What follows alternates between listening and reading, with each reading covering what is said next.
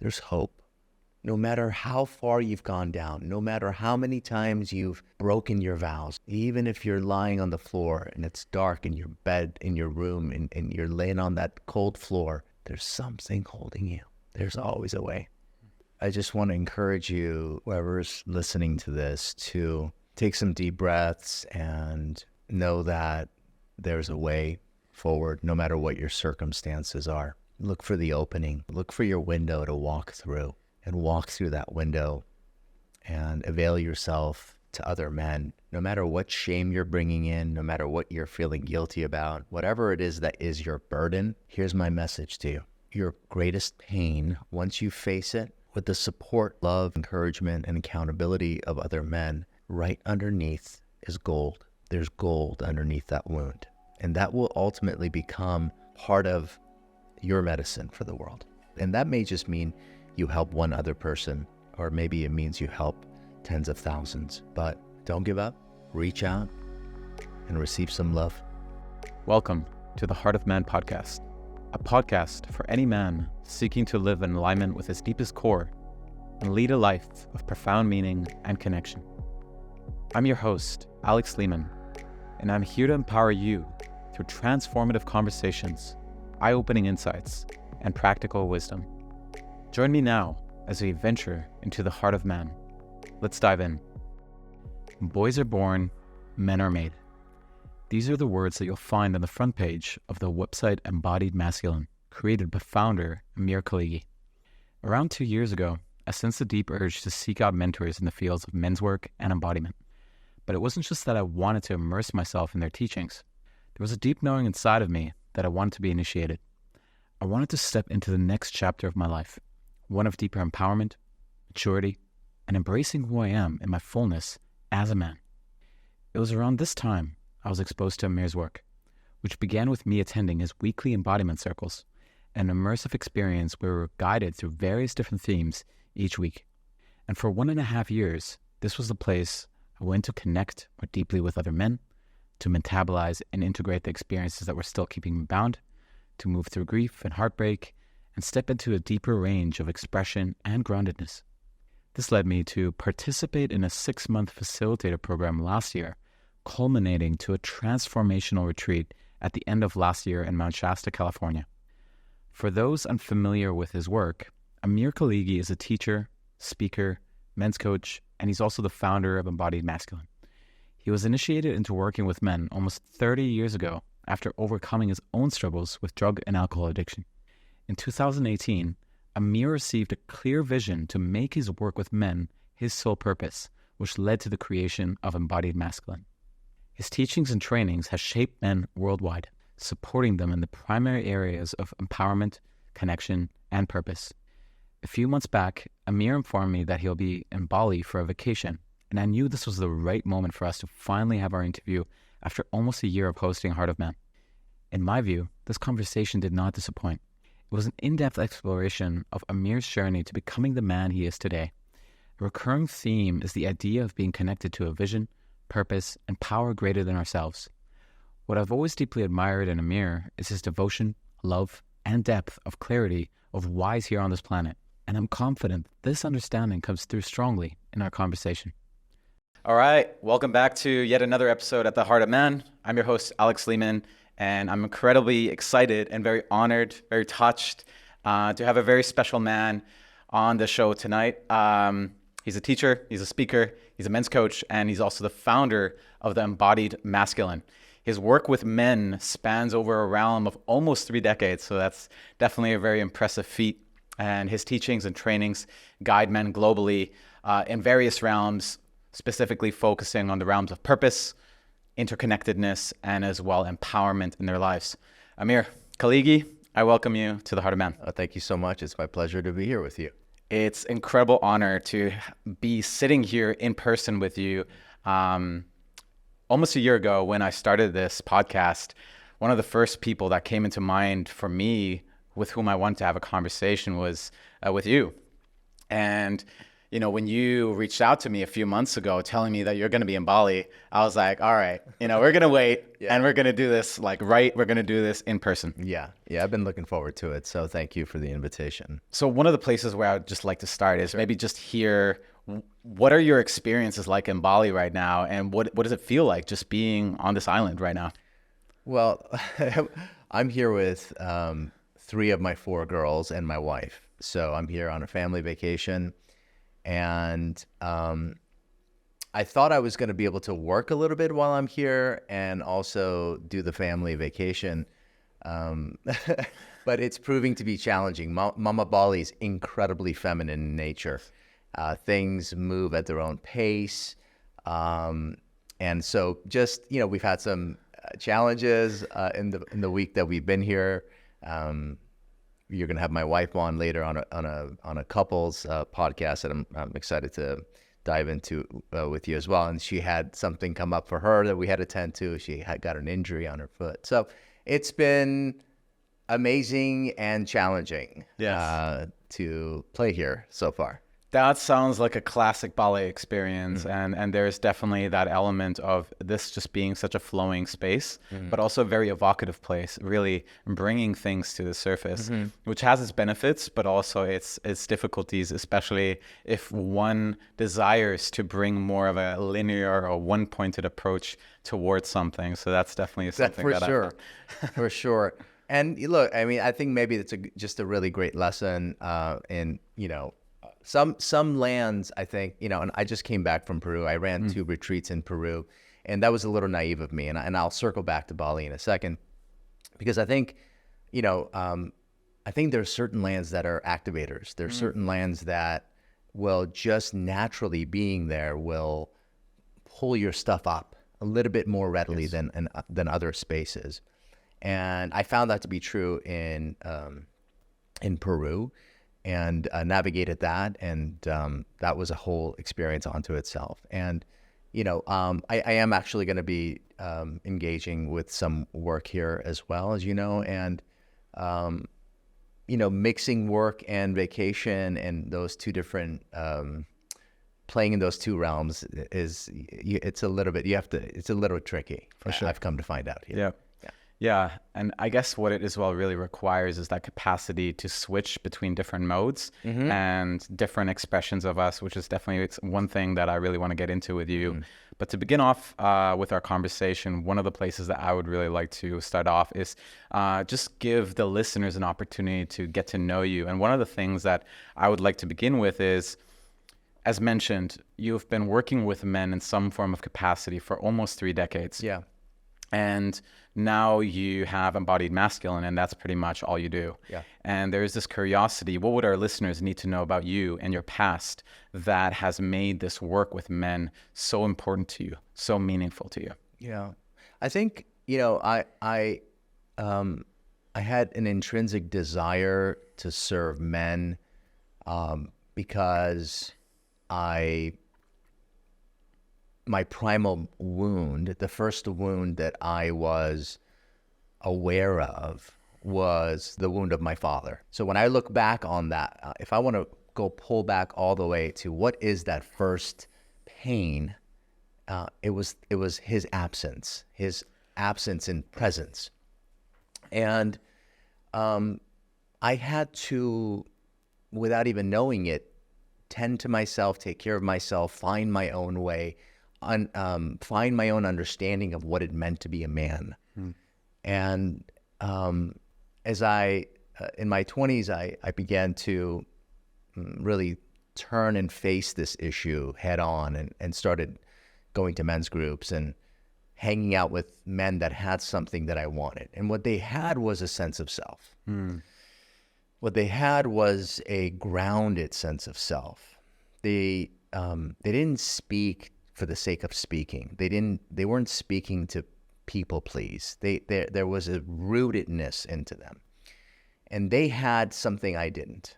I was in my head, I was all over the place. And they had depth, and I wanted it. I didn't know how to get it. So I just hung around them. And as I began to put my roots into the earth, it immediately became aware to me that I needed to, part of the cycle was for me to give the very thing that I needed. And that began my journey into supporting men at the, I would say the age of 23. I'm 53 now. And in various different ways, I worked with men, whether it was in a group setting or mostly individual. And I did it for free. I did it. I had other jobs. I had other vocations. But that part of my life has been alive since my early 20s. And it wasn't until I was, 2018 that and we can go into that if you want, but I had this very clear, pull the curtains, see the second chapter of your life path that became apparent, and I pivoted hard. I let go of everything that I was doing, and with some, there's an Arab saying, trust in God, but don't forget to tie your camel to the post. So it's not like I just dropped everything, right? Like there was some responsibility in the transition. But in 2018, I decided to really make the second act of my life fully purpose-driven, I would say. I see those two elements as essential, and I definitely want to get into both. I want to speak a little bit more into, let's call it the father wound, the absence of your father. Yep. And when I was exposed to your work almost 2 years ago, and when I went through your facilitator program last year, one of the themes and one of the elements that came consistently, it was interesting because you as well, we worked through one of the modules, which was the wounded healer, which is this idea that it's ultimately that place of our deepest wounding where as well the opportunity for some of our greatest gifts can emerge. And so this has been an aspect that consistently came up in the presence with you, interesting enough. And I recall one moment, it was when we were in person in the US at Mount Shasta. We were, I think it was the fourth day, it must have been one of the last days, and we were in the riverbed. And you communicated to us that whatever we were working with, we were supposed to ultimately come into a sense of, I'm going to say, acceptance, gratitude, even completion with that part. And once we're ready, there's an opportunity, there's a permission to step into the water, which is ultimately a permission field to close that chapter. And what was interesting for me is that as I sat down on one of these rocks, the image of my father came very strongly to me. And what was alive for me was this clear sense of this invisible wall that has been between us since my, I'm going to say, teenage years, where, like he was the provider, he was there, but in many ways as well, he wasn't there in terms of physically and especially emotionally. So with that, I noticed that there is this protection that was created, this invisible wall. And I noticed that that wall didn't allow me to love him. Yes. And it didn't allow him to love me. Yes. And I felt the pain of that. Yes. That pain of love not being able to move through us. Yes. And there was a sense of how many moments did we miss? Years. Yes. How many moments did we not experience? Yeah. So I'm sharing this because I want to hear a little bit more about what do you see happens when there is that, I'm going to say, absence of the father, the wounding of the father, and what's really required for us to move through that? It's a big question. If you know me, you know that my reverence for the divine is feminine. So my relationship and the way that I relate to the divine is experiential.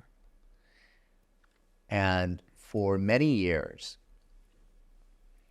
I prayed to the masculine, and even in my hand gesture, you see I'm doing this like out there. And it was this kind of, I didn't know what I was even really praying to. It was like outside, it was out of my reach, right? And it wasn't really, I'm going to come to your question, so just bear with me while I flush this out. It wasn't until I really began to have reverence for the manifest that I started to really understand divinity through the manifest, through the body, through our beautiful planet. Once I started to become aware of the fact that this is what we are here to realize we are a part of, and the depth of separation that exists between us and the way we relate to the manifest, in a way, speaks to that disconnect we have as a society to the divine masculine. That's the macrocosm. Personally, on the microcosm, I didn't trust my dad. I judged my dad. I thought he was weak. I thought all the men in my line, there was something wrong with them. And I pushed them away. I pushed them away when they were alive. I pushed them away when they had passed. And I kept them at bay because I didn't trust them. And it wasn't until not too long ago, where I allowed myself to feel the feelings that I had not allowed myself to feel of their absence in my life. When I really let myself feel how much I missed my father, feel how much I needed him, rage at the fact that he wasn't in my life. Fuck you. I needed you.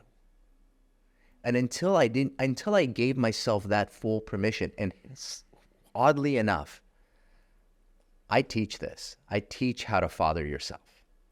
And I was in the midst of that practice myself. I was I was creating a safe enough space for myself to feel these feelings. This was in ceremony, by the way.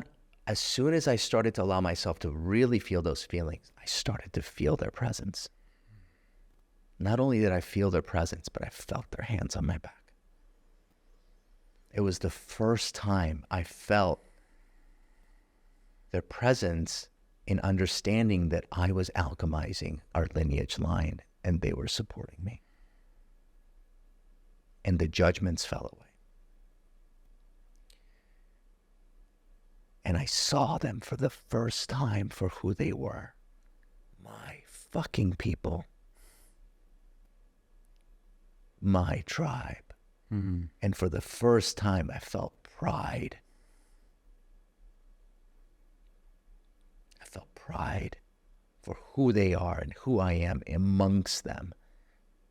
Yeah, we're not squeaky clean. We're fucking tattooed, and some of us are street hustlers, and we come in all different shapes, but this is my people. And I can do good in the world and be that. And I owned who we were as a lineage of patriarchs. And it was really the first time that I felt love, that wall come down that you talked about. And I felt that love move between us. And it was so fucking healing. Religion did something that was a disservice to man. It separated matter from spirit. It said, if you want God, it's out there, and here are the intermediaries that will interpret what you need to do. How convenient. How convenient. Somebody's making out here. I think we have to start with, obviously, you don't have to, this is my path. I had to find the reverence with the manifest, with who I am. I had to go into me. And as I went into me, I became more intimately related to the feminine aspect of divinity. I felt strong enough to be able to come to a point of that reconciliation with the masculine. Mm-hmm. If I can just jump in here, there's a lot of strings that I can pull from, and there's definitely some integral elements that I really want to get into, which is, I think the overarching theme that you're to some degree speaking of is embodiment, and how that is an aspect for us to our ultimately our interconnectedness to life, to nature, to the divine. But I want to backtrack and speak a little bit more about, there's this curiosity for me when you spoke to that healing experience where there was truly this experience of all these men having their hands on you. Yeah. There's this curiosity for me. How did that impact you in terms of your relationship to yourself as a man? Because what I often observe is, first of all, I can very much relate to that mistrust towards the masculine. And I see that is definitely what's maybe presenting itself at the surface. But what's at the root of it is the wound, the pain, the hurt, the anger, the rage of a not, where the fuck were you, right? And so that's what expresses itself on the surface, but that's actually what's at the root. And what I'm observing is that when there is that mistrust, when there is that judgment of the masculine, I notice that there was difficulty for me to inhabit those qualities in myself that we would refer to as more, let's say, masculine. Mm-hmm. There was shame, but also I didn't want to be like them. I wanted to be different. Mm-hmm. And so there's this curiosity. How did that impact you? Yeah, well, for me, it actually manifested differently. I put integrity on such a high level. That I was not going to be that. Now, there's some great benefits in having high integrity. I mean, you're not leaking energy when your integrity's up here this high. And so, as far as solidifying this container, this human body, I learned how to deal with these leaks, right?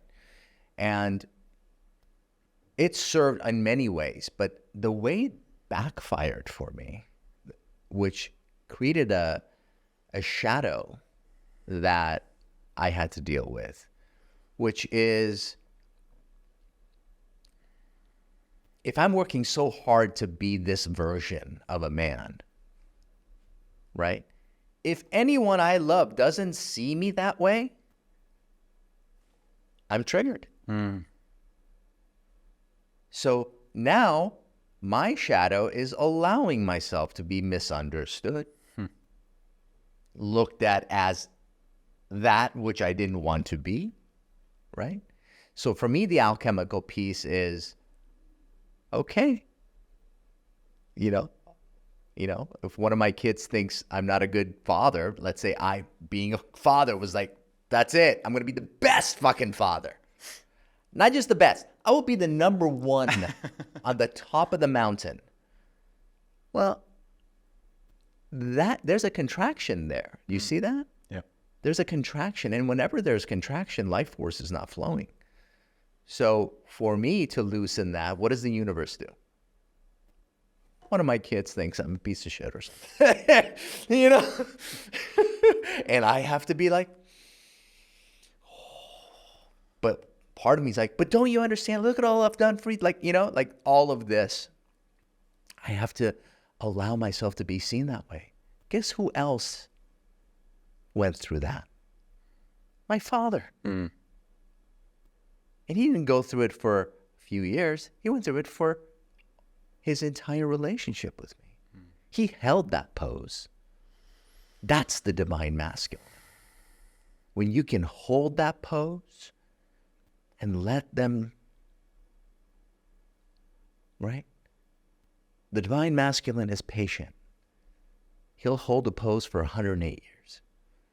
He'll leave the light on for you even when you come back, and he won't scold you. He'll love you. And he'll let you know how much he's missed you when you return. And he won't judge you.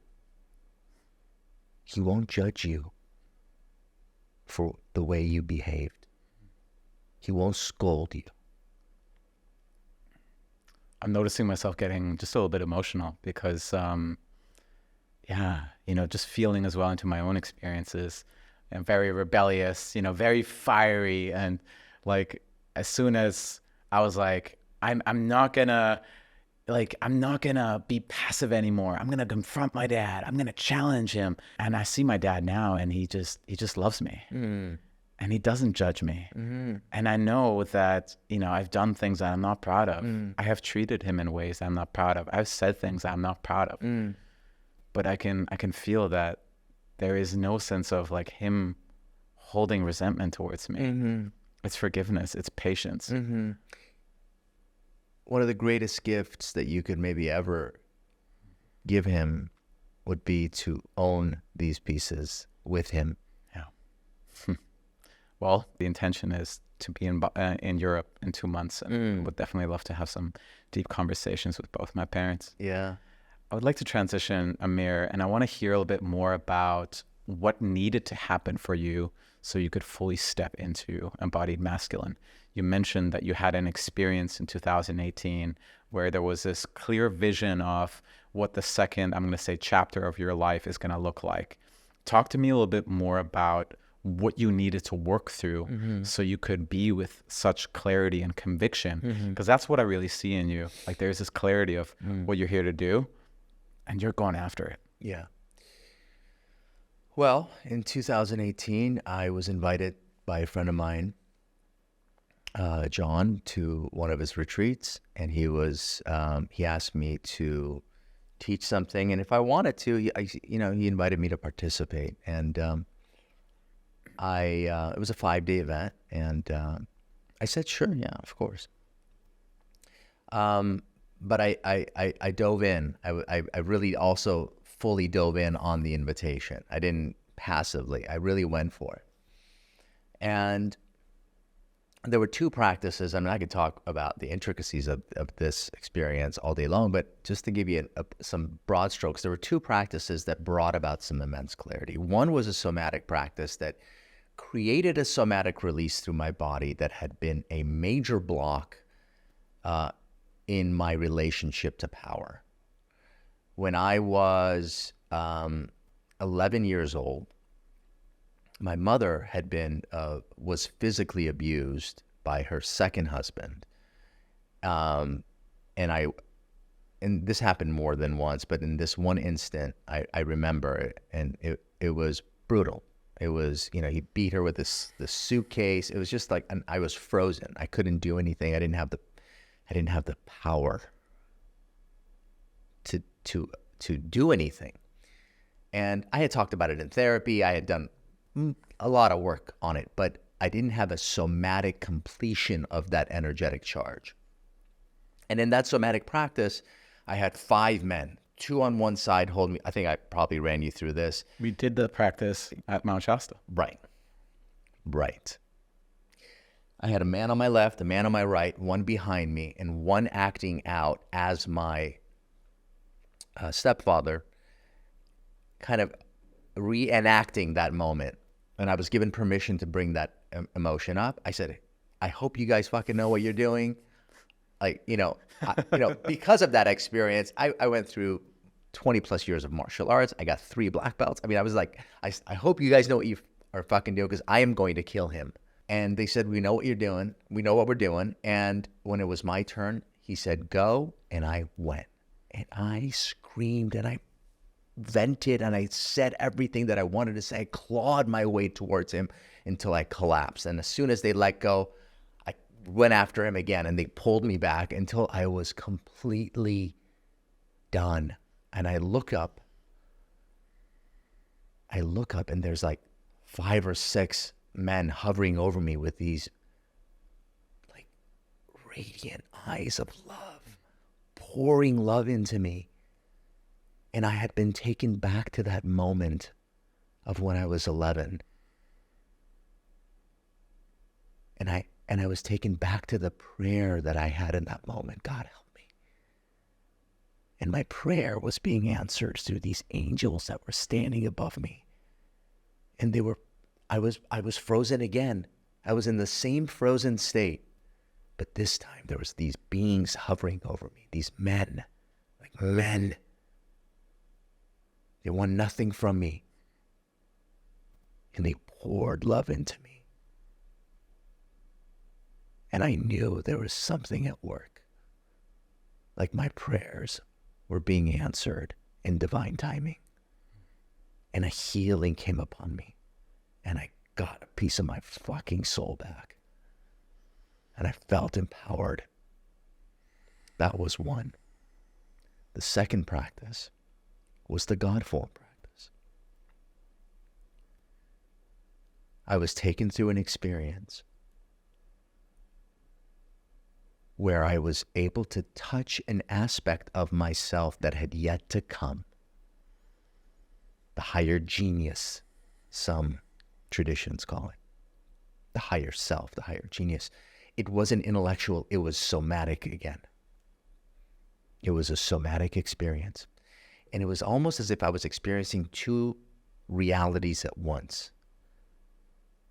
The embodiment of this higher genius and the awareness of who I was in this realm right here. And the distance between the two became the areas of my life within me that I needed to develop, to step into. Those two practices pulled the curtain aside, and I saw it. I saw what I wanted to do. Let me rephrase that. I saw what wanted to be created through me. And then I had to step into the unknown perpetually to allow that to happen. And I did. I was a professional actor for 10 years, called my agent the next day, I'm done. I had another job that was paying for all the bills. I mean, I have a big life. Simultaneously, I started to birth embodied masculine. I started getting some training around how to create structures and kind of orient myself into this realm. And within a year and some change, my wife, who you'll talk to soon, was like, why are you still bothering with this other thing, this other business? I was like, oh, but but it's bringing in like this, this income monthly, passive income. She's like, let it go. It's time. And I tell you, I let that go. I stopped bending the knee to money.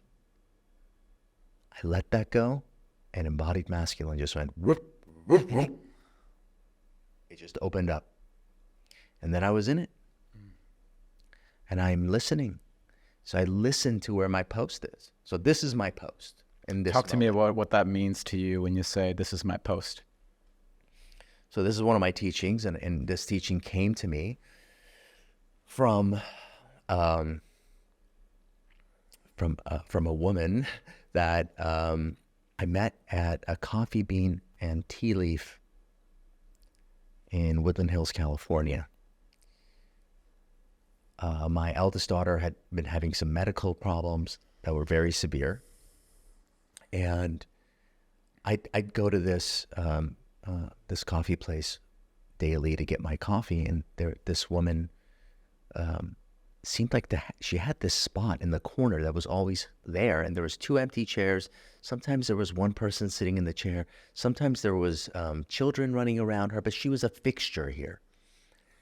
And on one of those days where things were pretty tough for my kid at that time, who was 12, my eldest, I went in to get my coffee to go to work, and I must have looked devastated. I mean, I was having a crisis, an existential crisis of faith.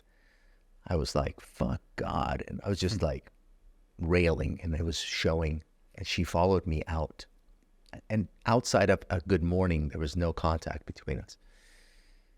And she followed me out. She said, are you okay? I said, no. And for some reason, I felt really safe to tell her what was going on. And she asked for my daughter's name, and I told her. I said, her name's Lily. And she said, she said, what's your name? I said, it's Amir. And she said, okay. She said, well, I'm going to pray. I'm going to pray for Lily today. I'm going to pray for you today. I didn't know this human being. Nothing. It was, and I received it, and I thanked her, and I think it was 2-3 weeks later, we had a turn for the better. I like to believe that her prayers helped. And I went back. I went back to thank her. And I said, I just wanted to say thank you. And she smiled. And I said, I have a question for you. Why are you here? Why are you in the corner of a coffee bean and tea leaf doing this work? Because I see you talking to different people every day. She said, sweetheart, I'm here because I know where my post is. That kind of listening is the listening of the heart. It is not the listening of the brain. Let me figure out a way to make all this money and do these programs and sell these workshops and blah, blah, blah, blah. She answered to one. She didn't answer to me. She didn't answer to the people that she served. She answered to one. And that one is her connection to the divine. That's devotion. I don't answer to my clients, my students.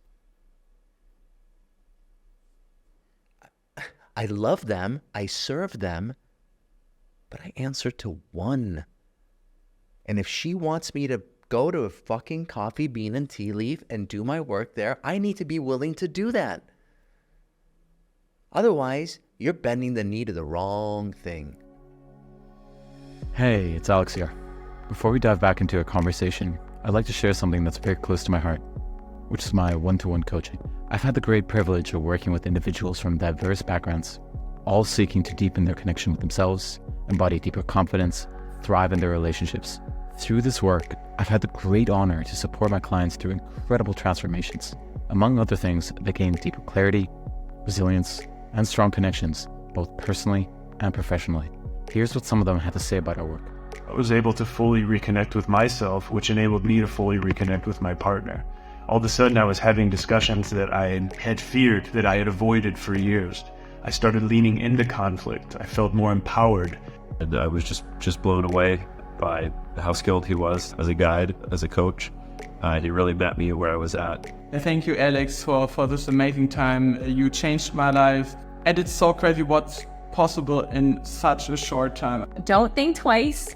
Sign up, take the leap to join him at any of his courses and programs. You will not be disappointed, and you will come out a new, incredible, evolved version of you, and it's going to be amazing. I feel more confident, more grounded, and in control of my emotions. If somebody is actually looking to join it, I would say it's a no-brainer. It was just a beautiful and magical experience, and therefore I'm going to work with him in the future for sure. And when you seek change in your life, when you seek more happiness and freedom in your life, then you definitely should start with Alex.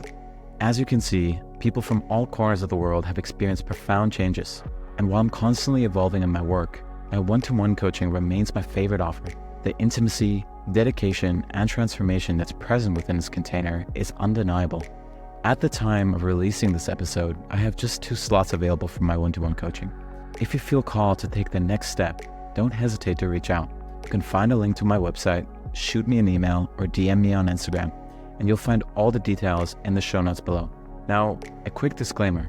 Availability might have changed by the time you hear this, but my encouragement is to not let it hold you back. Reach out, and I'd be glad to explore how I can support you on your journey. Without further ado, let's get back to our conversation. One of the things that we spoke a lot of is, what is our post? And you really brought us as well into a place where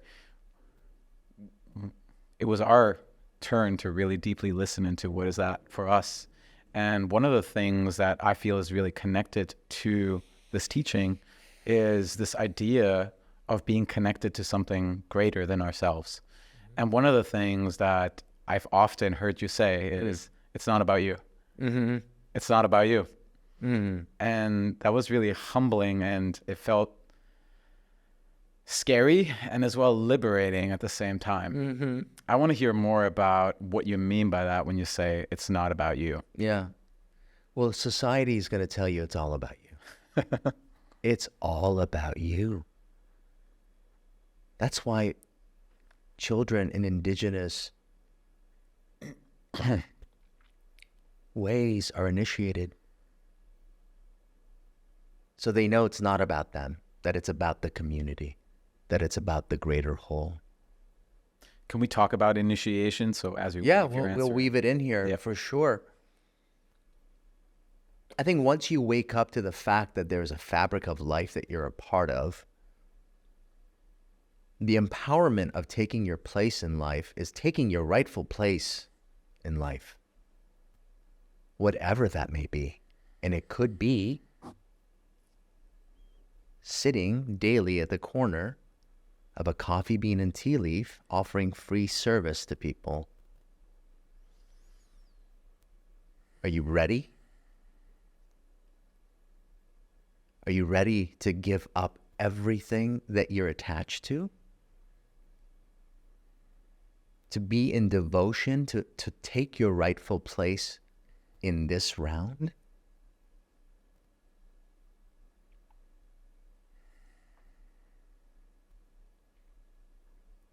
So part of the path, most spiritual paths, is coming to terms with the things that we are attached to outside of ourselves. And beginning to, as we let go of those things, coming to terms with the fact that none of this is in control. We're all moving down the river of the Dharma. Some wail against it, thinking they're carving their own way, but the river still moves in the same direction. Those that begin to listen and take their rightful place learn how to put up sails.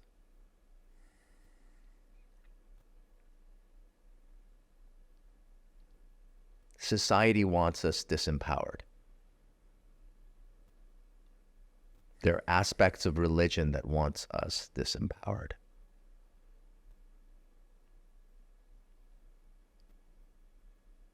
The divine wants us empowered, fully empowered.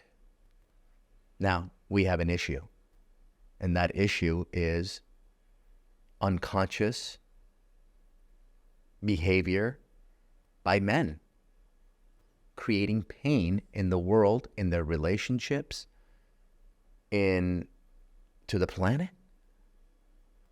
Like, she is crying in pain. When you say she, who are you referring to? Gaia, the Mother Earth, the divine that has been feeding us for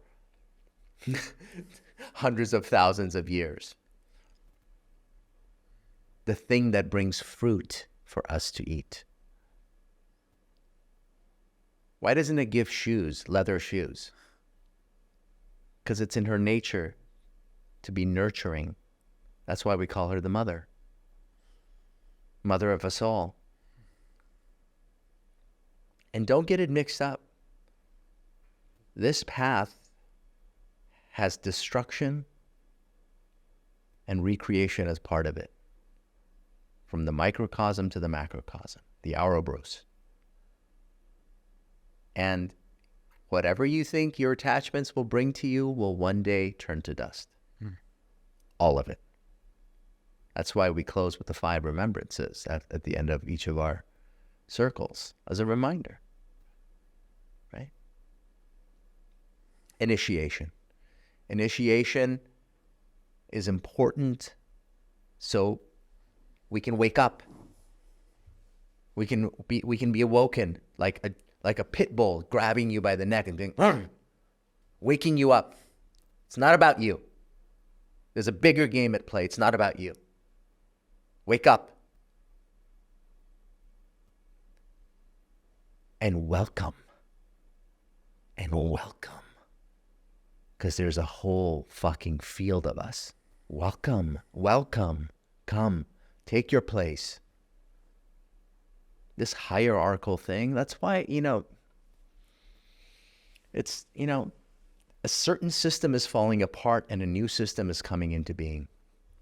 The system that's coming into being is back to the circle instead of hierarchical. And it's going to take some years, like hundreds of years for it to complete. It won't happen in my time. But I'll take my place. I'll do my part. I'd like to transition smoothly when it's my time. I want to know that I completed. I want to know that I did my part.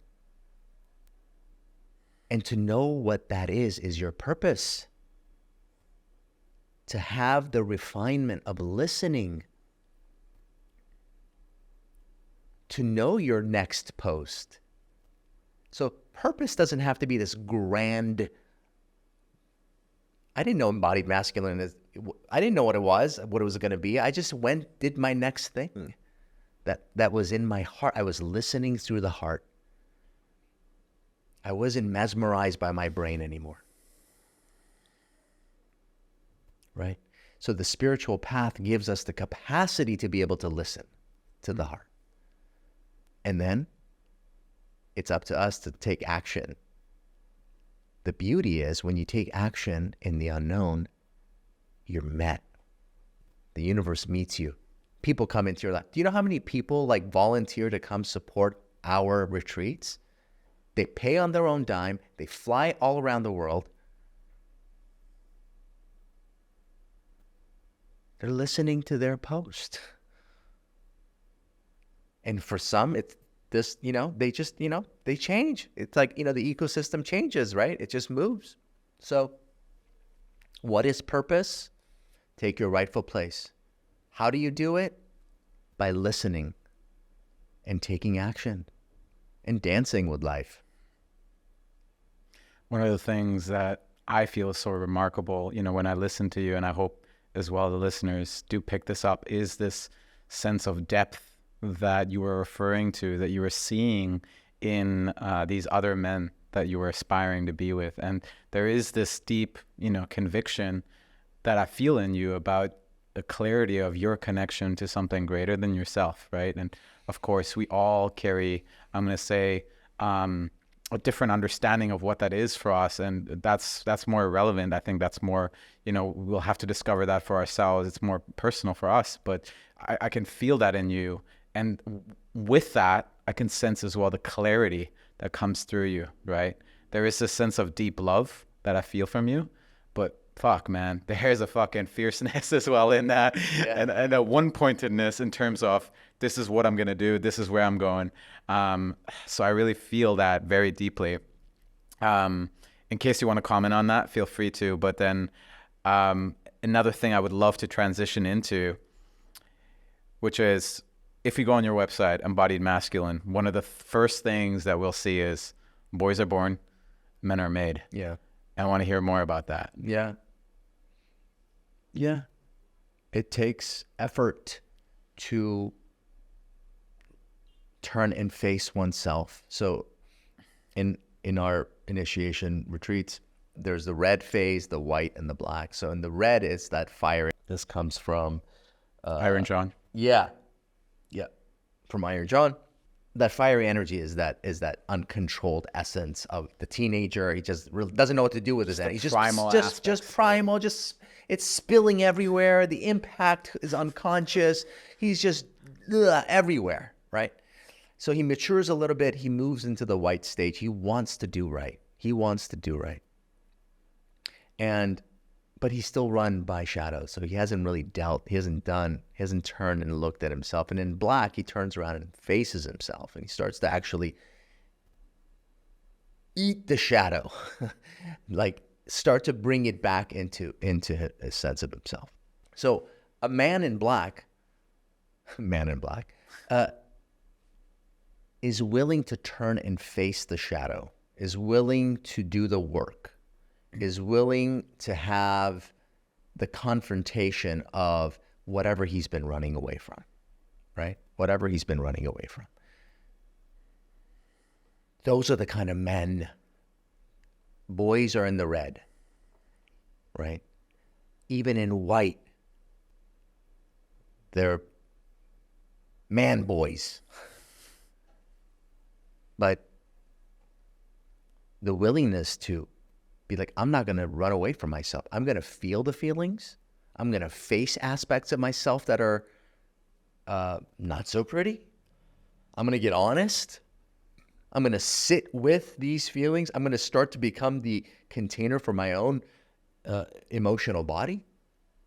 I'm going to take responsibility for every aspect of myself. So boys are born. Men are made. Men are made. I love that. And I'm just as well considering these traditions, these, I'm going to say, more tribal traditions that ultimately had these initiation processes, that were ultimately beginning at quite young ages, 12, 14.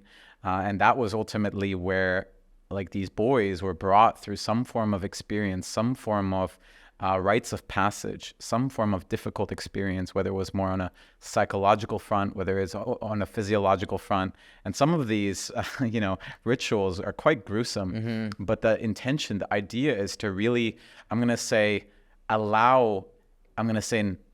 maybe immature aspect of them to die, and for them to really be faced with that aspect of them ending, so something else can birth. So it's like it requires a sacrifice. Yes. Well, we are so disconnected from that cycle as a society. We're just disconnected. Nobody wants to fucking face death. Right on the other side is What's life. the value of death? Because as well, in your men's circles, at times you bring us through a death practice. Twice a year. When you can fully go into what you've been avoiding, and we don't do it we do it for the sake of clarity. We go into it to get really clear on the things that we value in life. We go into it to become clear about what aspects of ourselves are we denying to grow into, right? I mean, death is the great equalizer. It is through the purification of the fire and through the ashes that ultimately new life can come about. There are versions of us wanting to come through, but so many of us fight so long to maintain dead aspects, dead relationships. We want to keep fighting to keep these things alive, and everything has a cycle. It was incredibly hard for me to unpack my first marriage of 20 plus years with a 16-year-old daughter. I didn't want to do it. And I fought tooth and nail, probably 10 years longer than I needed to. I didn't want it to end. I didn't want to face the unknown of what came after. But do you know what came after? Your 1:30 interview. My wife. Like a woman that, like, by being with her, activated aspects of myself that brought even more power into my field. Inspiration, depth of love. Like, life is constantly evolving into more wholeness. It is wanting to give you more, better things, but we have attachments. Some of them are understandable. Like, who wants to unpack 20 years of a relationship? But you have to listen to the field of what is true. Me and my ex-wife were not moving. We weren't on the same path. At a certain point, we went on different paths, and that needed to be honored. So we don't know how to break up. We don't know how to bring closure. We don't know how to honor, the way we celebrate a wedding. They can be a celebration of closing, right? Everybody's avoiding death. But the Ouroboros reminds us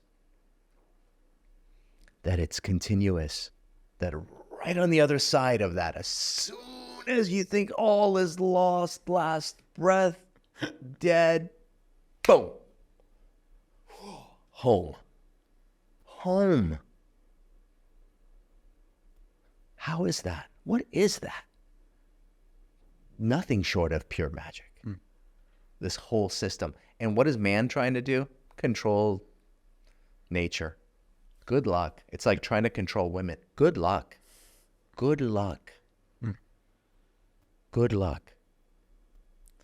There's a lot of value in this conversation around death. And yeah, of course, I'm referring to, or I'm considering the Eastern teachings, especially in the more Hinduistic teachings of, the creation. And then we got the maintenance. And then we got as well the destruction, right? Elements. I'm forgetting the different gods as well. Yeah, okay. I'm forgetting the different gods, but ultimately it speaks to the cyclical nature of things, right? That's right. And so what I as well observe in our culture is this element of we are terrified of endings. We are terrified of grief, right? And this was definitely something that I went very deeply into a few years ago, or at least I was initiated into, where I could not close myself off anymore to the grief that was present. It's either I face this grief or, I end things. That was pretty much kind of the desperation that I was at.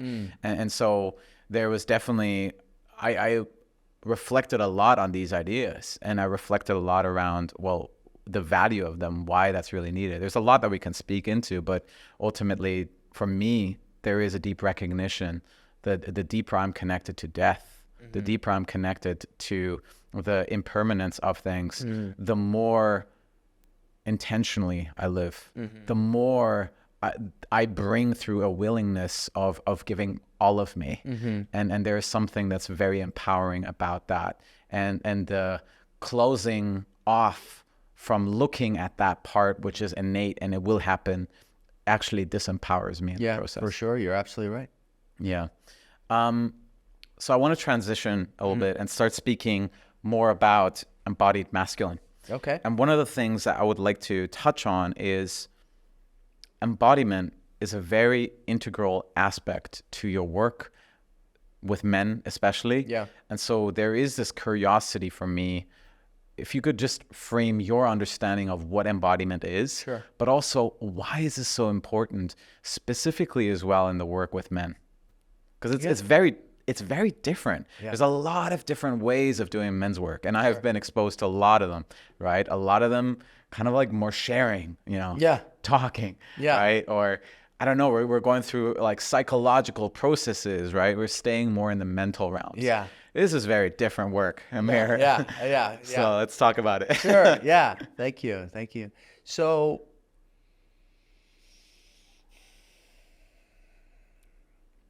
there's a deep sense of unfulfillment that happens when men are disconnected from their own bodies.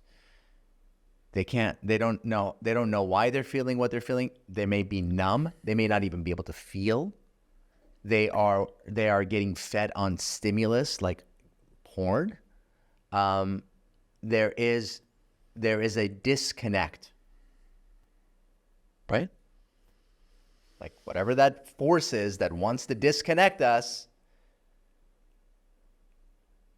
did it. When you're disconnected, you're easily controlled.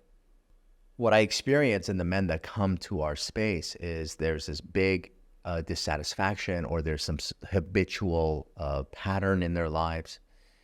And what we do weekly, and we have a weekly men's drop-in. In this drop-in, we explore the two poles. We explore the two poles that live within each of us, right? Women have it as well. The depth of the masculine pole and the feminine pole. Could you expound on both of those and on the understandings of them? Yeah. So, as within, so without. Feminine practices can be summarized as any practice that guides us into immersion with all that is, where we lose a sense of self and we really allow ourselves to merge with the energy of life force that naturally moves through our bodies as expression, as movement, as sound. Those are some of the tools we actually use on working with aspects of ourselves that are stifled within our temple body or within our psyche. So there are men that come in and they have such shame about expressing who they are through sound or through movement that becomes their work, right? So feminine embodiment practices really serve them because they are finally given a safe space where they can work on those pieces. Not work on them the way society or we've been trained to work on them, like with a whip, right? But creating a safe enough space where we can explore these aspects of ourselves that have not been expressed. In King, Warrior, Magician, Lover, which I'm sure many of the men that are in men's work have probably come across, these Jungian psychologists talk about, 2 ways that we move into shadow states to get these needs met: through expression of these energies, and are they in alignment with something greater than yourself, which is what we've been talking about this whole time. So in these feminine practices, they are giving themselves permission for expression of certain energies that are naturally wanting to be expressed through their bodies, that they have stifled for, maybe the family they were brought in shamed them for being expressive or whatever. Maybe it was their school or society, or maybe it's in the unconscious collective. Who knows? But here we are, right? So this immersive experience really gives us an opportunity to tap into that, we'll call it the feminine aspect of divinity within ourselves, right? Through the body, somatically, right? Reverence to reconnect back to the breath, back to movement, back to sound, back to that primal essence of tuning into the human resonance that is constantly moving through this planet, and we being a part of it. One of the biggest lies is that we are separate than this earth. There is no humanity without this earth. We don't exist without this planet. This planet and us are symbiotic. We're together. Actually, it's not too symbiotic because we could probably disappear and the planet would be ongoing. Feminine immersion. Masculine practices really put us in touch with an aspect of ourself that is deathless, that is beyond the body, that is the container that holds all of life force energy that flows through it.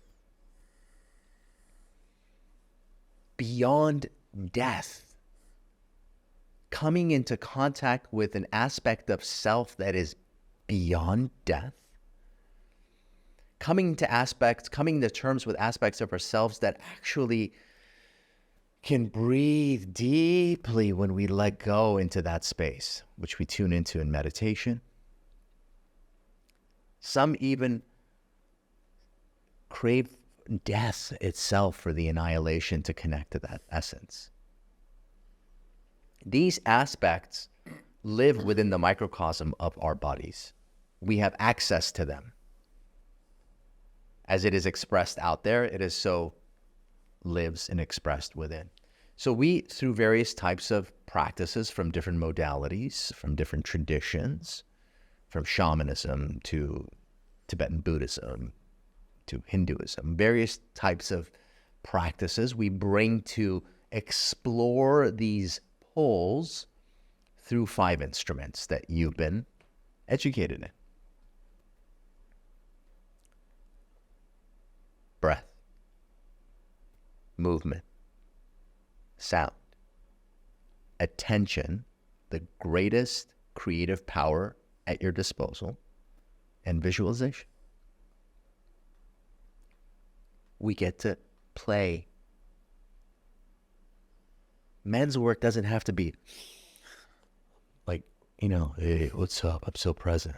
Like, excuse me? Like, that's like you're a fucking robot. That's not like Doesn't have to be. Like, we come to play, we come to explore, we come to enliven. At the end of the day, it's all about really tuning into that aspect of the divinity that rests in your soul seat. Learning to listen to it, learning to lean on it, learning to be comforted by it, learning to navigate from it. Right? And losing our attachments to what we think we need. Right? I love all this, and I think it's a very illuminating and as well very empowering lens that I found in my life. And ultimately, as I see it, they gave me a context, a language of these kind of very innate forces in my life that were ultimately there, but I had no sense of, I'm going to say, competence, awareness, and even sense of agency with them. And I just want to as well mention, for anyone listening in here, if you want to learn more about this, we as well had Justin Patrick Pierce on the podcast, and we spoke about this idea of the masculine consciousness. I have a quick story about that. Okay, go for it. about Justin.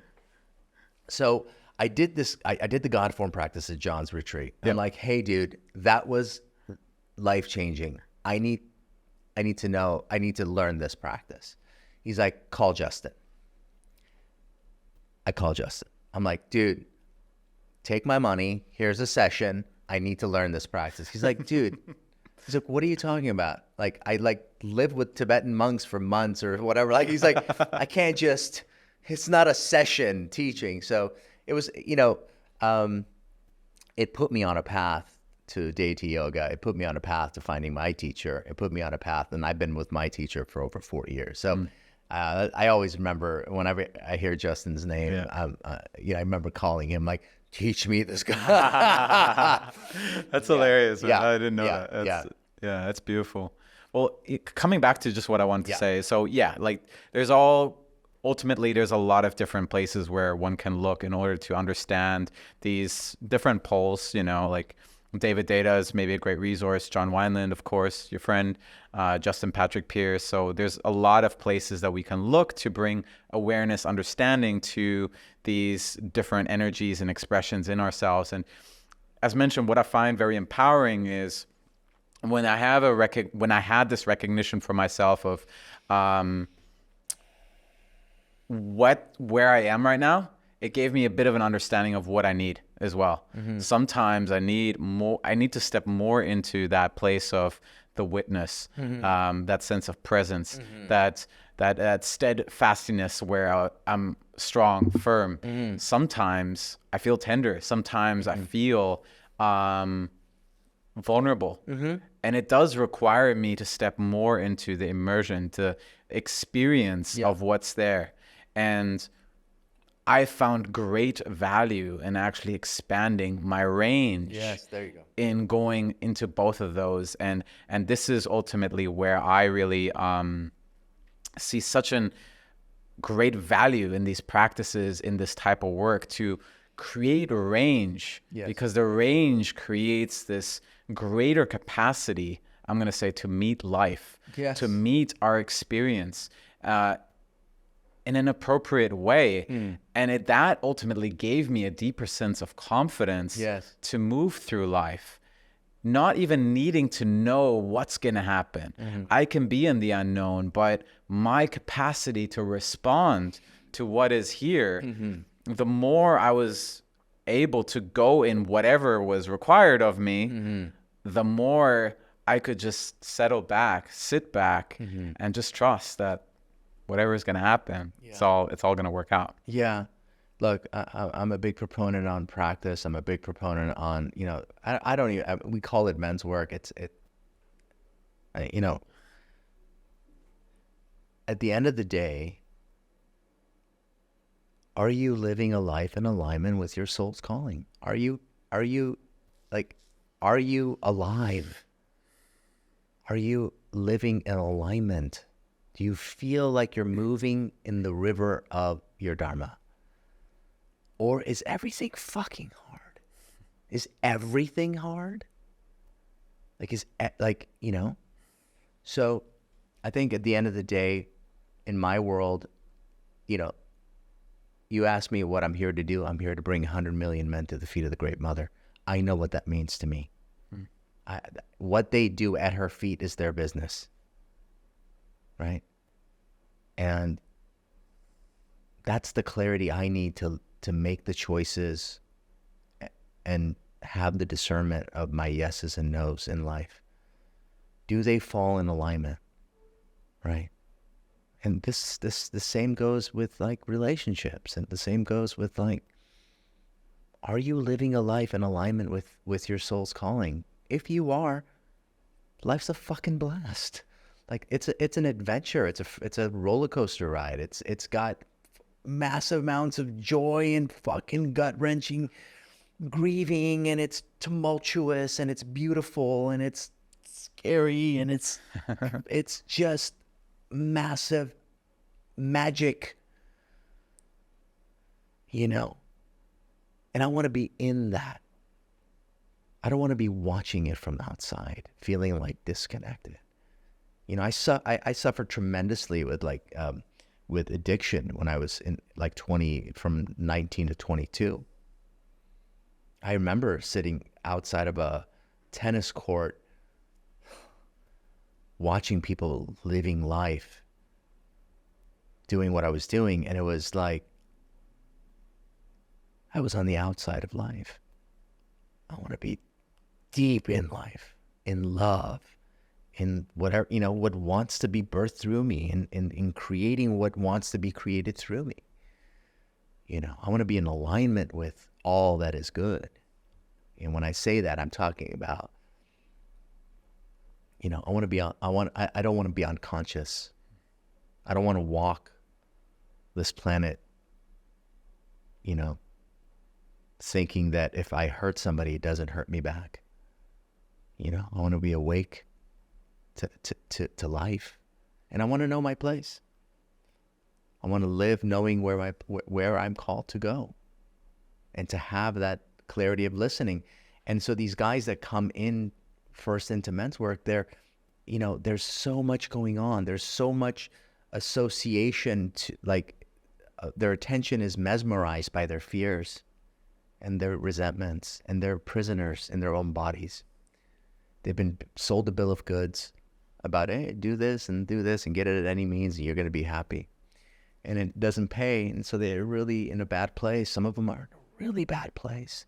We just had suicide awareness, you know, the second cause of death, 45 and under, for men, suicide. Why? Disconnected, hopeless. You asked me what my message was before we started. Hope. Hope. There's hope.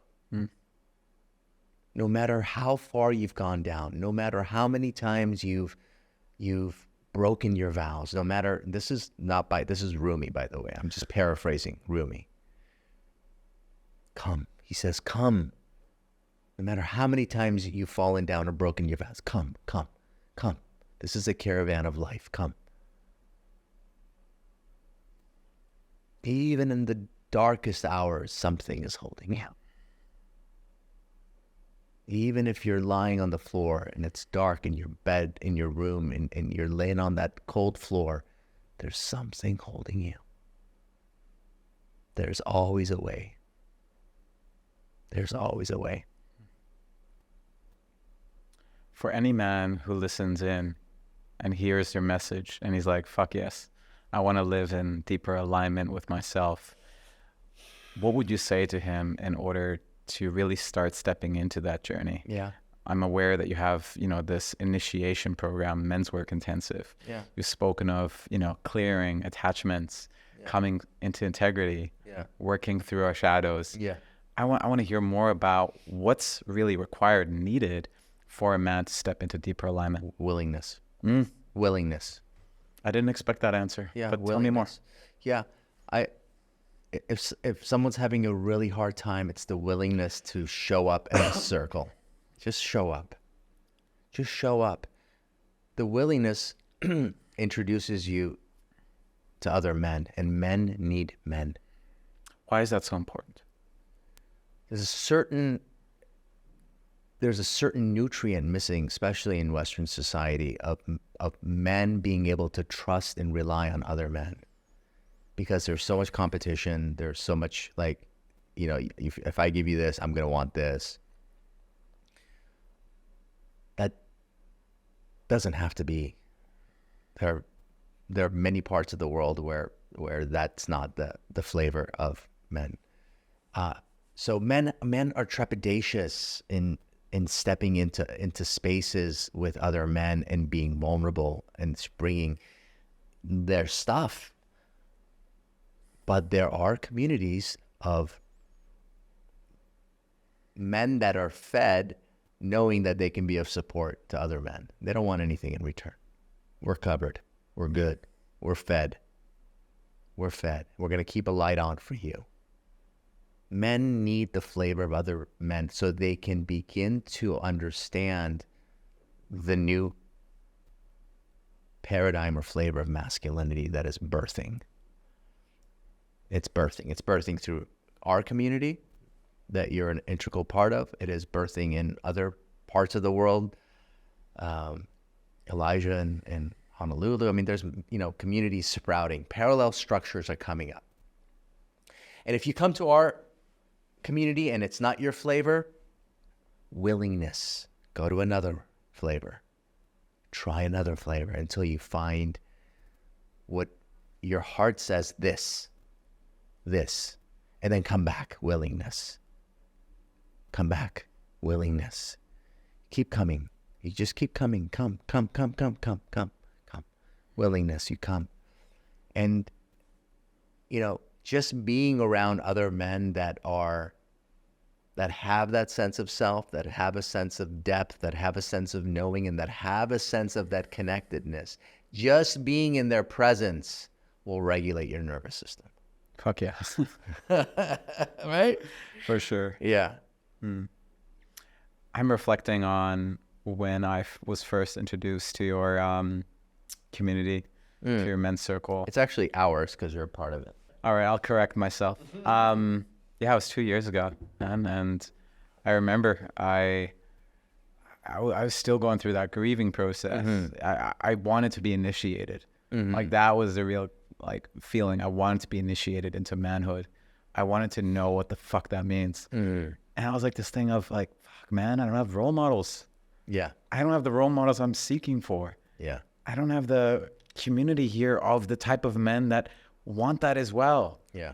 I want to be surrounded around them. And I mean, I literally was part of your circle devotionally for, I'm going to say 1.5 years. Yeah. I mean, I'm still there, maybe not as regularly as I used to because I have my own post now. That's right. That's right. So I have to listen to that as well. Yes. But I like to come in and I like to come, I want to come in bi-weekly. That's kind of like my vision for myself because I require that nourishment. Yeah. I require to be around men. I require to be in positions where I can as well receive because I recognize, you know, especially as men, there is this tendency towards towards giving, towards, you know, doing. Yeah. And there is this sense of exhaustion or malnourishment that can come from that. So I've received so many gifts from you.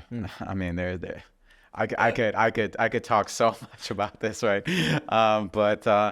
Yeah, I just want to really affirm what you said around the importance of willingness and that willingness alone can guide you, I mean, to places. And it did for me. It still does, right? And so, I just really want to affirm that. We're going to be slowly winding down, Amir. But before I ask you my parting question, I want to speak about love with you. Oh, because like my favorite topic. Yeah. Well, we're going to go into a deep dive with love. Don't worry about that. But I want to hear, like, if there's one thing that I really believe that comes across very clearly in your circles, it's the sense of inclusion, the sense of like, I really feel that you care about these men.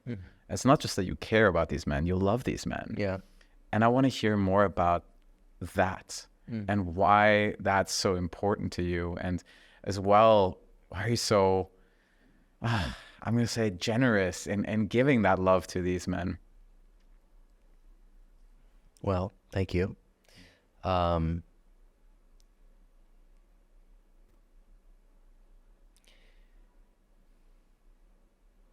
Well,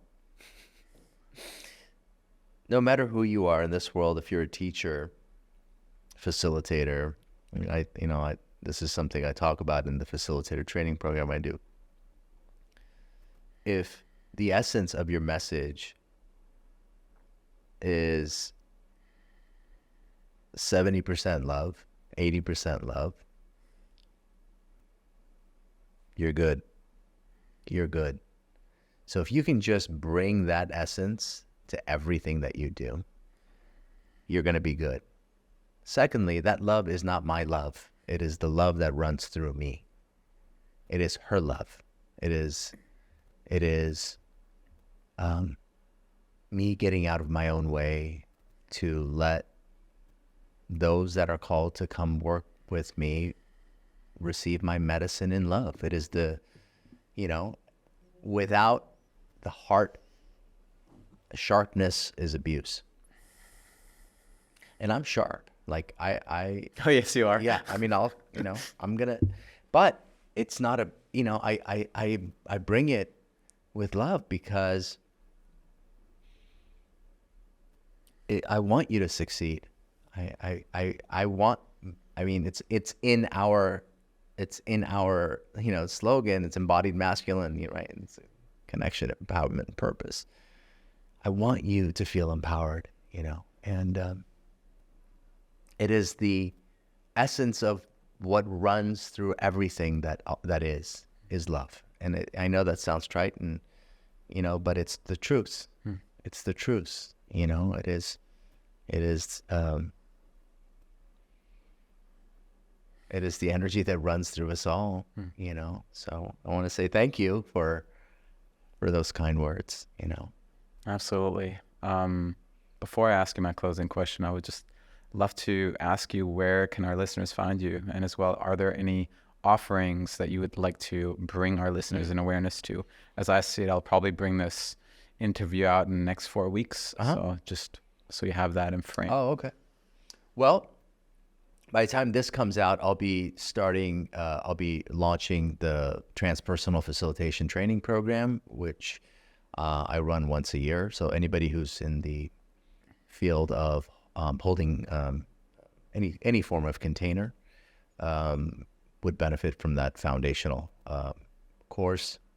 It's a 6-month program with an initiation where they get to actually, bring teachings to the public, which you experienced in Shasta. I run a initiation program at the beginning of every year, January 2nd. And that's a 4-month program with an initiation retreat. And those programs are, our men are selected based on their willingness and readiness to embark on that. So it's through an application interview process. And then I run workshops around the parts of the world, when called for. So. And you got the Men's Embodiment Circle. Every Wednesday, Men's Embodiment Circle. That's a drop-in. That's a really great way for men to just orient themselves to our community, to the support that's available in our community, which is free for the taking.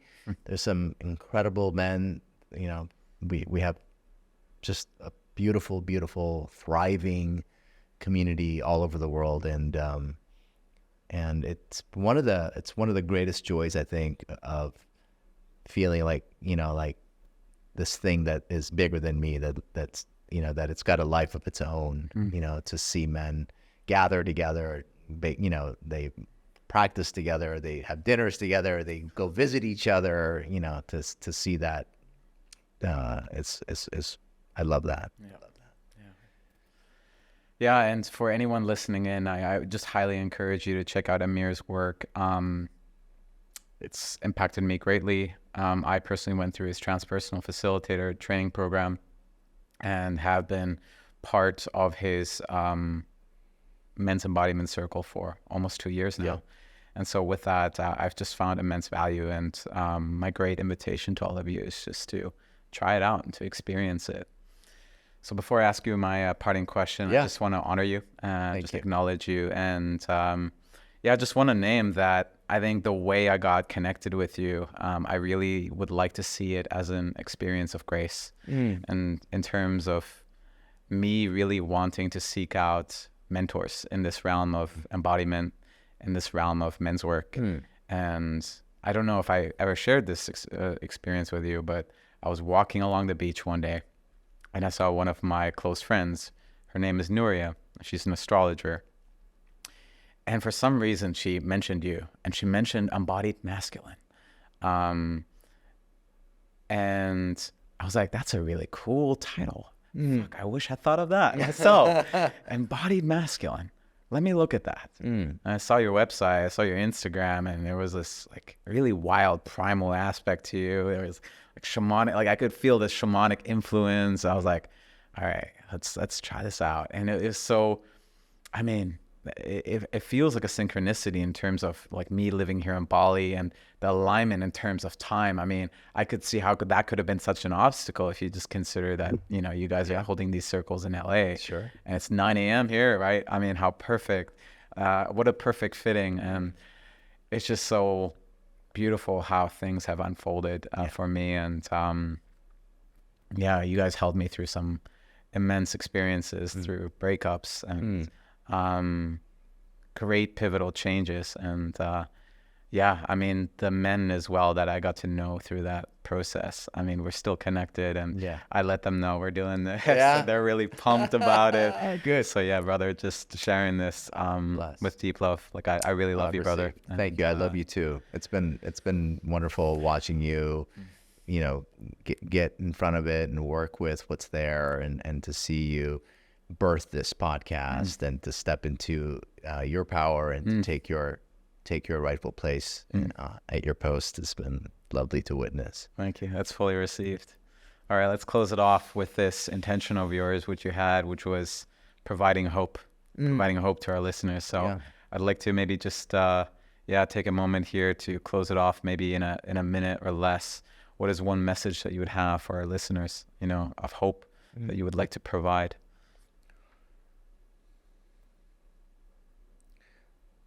I just want to encourage you, whoever's listening to this, to take some deep breaths and know that there's a way forward, no matter what your circumstances are. No matter what your circumstances are.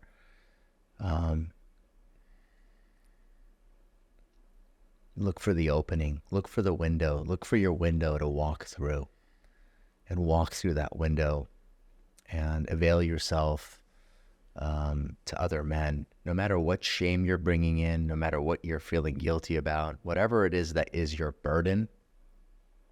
Here's my message to you. Your greatest pain or your greatest burden, once you face it with the support and love and encouragement and accountability of other men, right underneath is gold. There's gold underneath that wound. There's gold. And that will ultimately become part of your medicine for the world.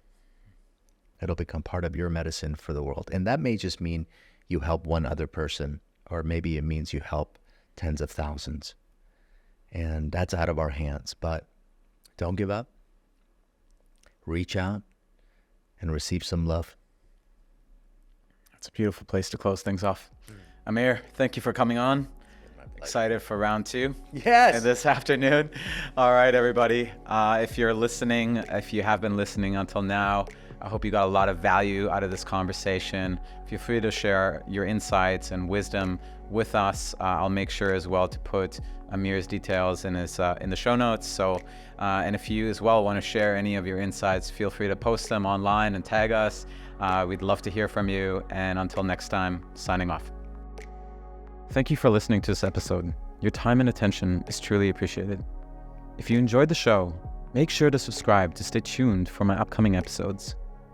And in case you know somebody who would find this episode helpful, I encourage you to pay it forward.